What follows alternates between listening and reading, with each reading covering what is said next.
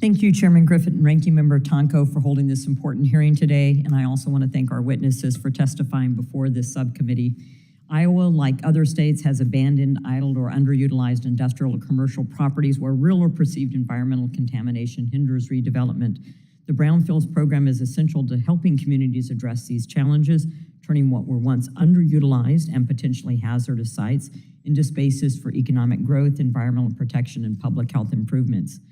Mr. Connaughton, your testimony calls for leveraging private market forces and certified professionals to enhance the impact of government programs. How can the EPA better integrate private sector involvement into brownfield redevelopment efforts, and what role can private investment play in accelerating the cleanup and redevelopment of these sites? When it comes to certified professionals, the analogy I like to use is taxes. So I don't go to my CPA and then tell them what I'm expecting to earn next year, and having the CPA evaluated, and then go to the IRS and get the permission for me to earn the money before I'm allowed to pay my taxes. I earn the money, I talk to my CPA, the CPA assesses, what the taxes should be. I then send that to the IRS, okay? And then if I cheated or lied, they come after me. And so I see this the same way. We have this incredible class of private sector professionals now who are almost all of whom are certified to do the legal work, the biological work, the engineering work, to provide full assurance of environmental and public health and safety. Just like OSHA, by the way. OSHA doesn't give you permits. You build your plant, and OSHA comes in and inspects and enforces afterwards. So if we apply the same thing to the environmental regime, this is what can unleash speed. When you unleash speed, you unleash money, okay? If I've got $1 to spend and I can get that dollar back in a year, I'm gonna go there versus I have $1 to spend and I get 20 cents back in 5 years.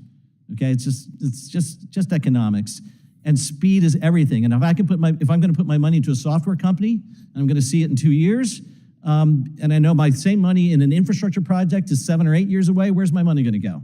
It's gonna go to the software company. Thank you, and you addressed permitting and approval, so I won't ask that question. Mr. Bolwaj, you mentioned in your testimony the use of multi-purpose grants and restrictive view of the EPA has taken of their use.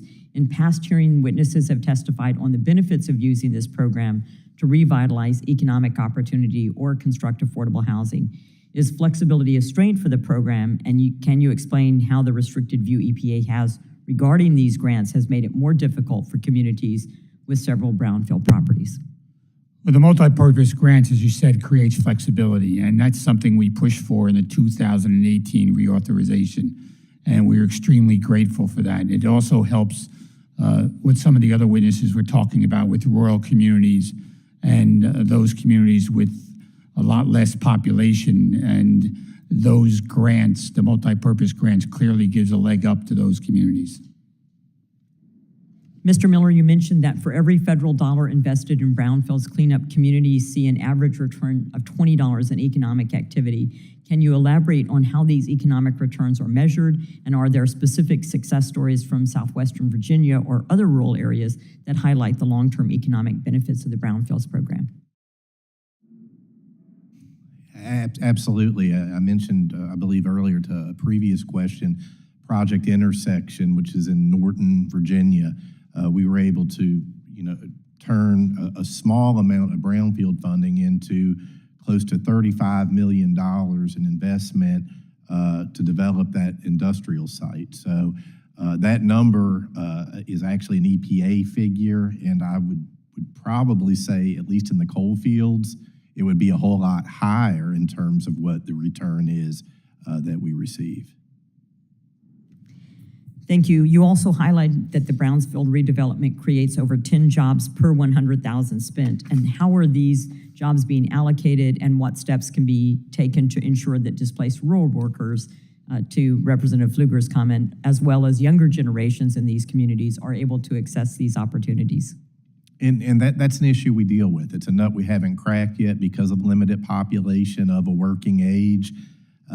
We will create new job opportunities. A lot of times people in their current position will move, as we all would, to a position with better compensation. So that is an issue we're dealing with. What we're hoping to see and what we have started to notice to see in our rural area, especially after COVID, is we are finally seeing for the first time, though a small amount, at least some in-migration coming into our rural areas from more urban areas.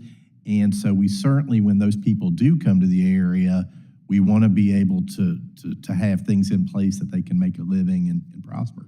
Thank you. My time's expired. I yield back. Generally,